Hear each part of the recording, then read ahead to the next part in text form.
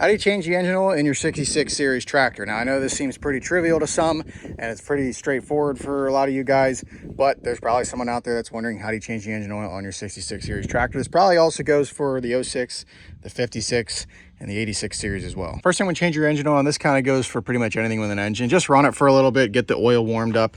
Warm oil flows a lot better than cold oil, and you want to drain pretty much everything out of the engine. So if you warm that oil up, it'll drain out all the passages and everything, and the valve train a lot better.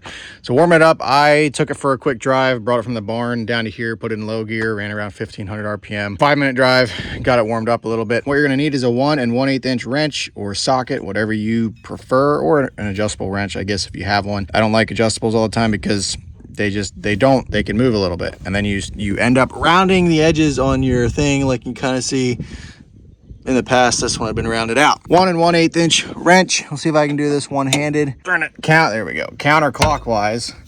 And I got a 5-gallon bucket here. I think that should be plenty to hold it.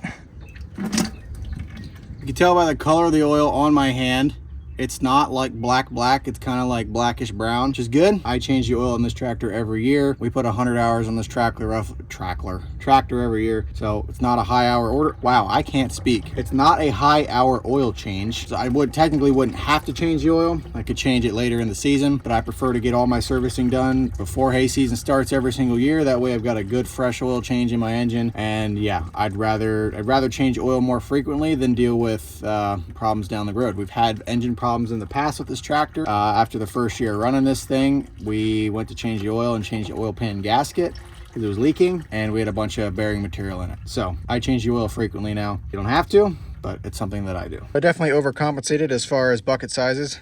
That's probably 2.5 gallons of oil, roughly. Let that drain for a little while. We're going to just take a quick inspection of our drain plug, make sure there's no metal bits on it. Doesn't really seem like there is. There is this little guy here, but that was the crush washer I had on it. It seems like there's not much left of that. Other than that, doesn't really look to be anything bad on it. Take a look in the oil. Doesn't look bad, nothing glittery. That's good. Change the filters. Now the filters that are on here are the 3420 part number, and the dealership gave me 3316. So that's a smaller filter. I don't think channel locks it is. There we go. So you're gonna take your new filter. Here it is. The new one should come with an O-ring on here. Make sure the old O-ring is off, which it's pretty jammed into the filter, so it shouldn't be stuck there, but just make sure.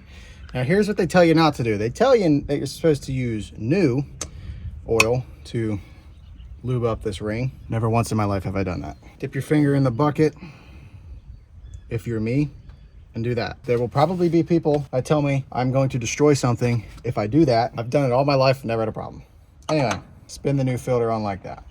But one thing I like to do with my filters, no matter what tractor or whatever it is, I always like to write the date and the hours at which I change it. However, this tractor, the tach stopped working a while back and I never fixed it. So I don't know how many hours necessarily I put on since the last oil change. I know that based off my other tractor, the Agco, that tractor had about 100 hours on it since my last change. I estimate this is around the same area. But we're just going to write the date on it. Today is April 1st, 2026. 6th? I'm really bad at English today. April 1st, 2026. I just like to write that on there so I know when the last time I changed it was. Drain plug in. The last step is to fill it up with oil. It says to put 11 quarts in there. About 11 quarts in. We check the dipstick right here. You can see it's right there at the full mark. So we're going to fire the tractor up, run it, let the filters fill themselves up, and then we'll check the level one more time. Top it off if we have to. Anybody else get a little bit nervous when you go to start the tractor for the first time after you change the oil?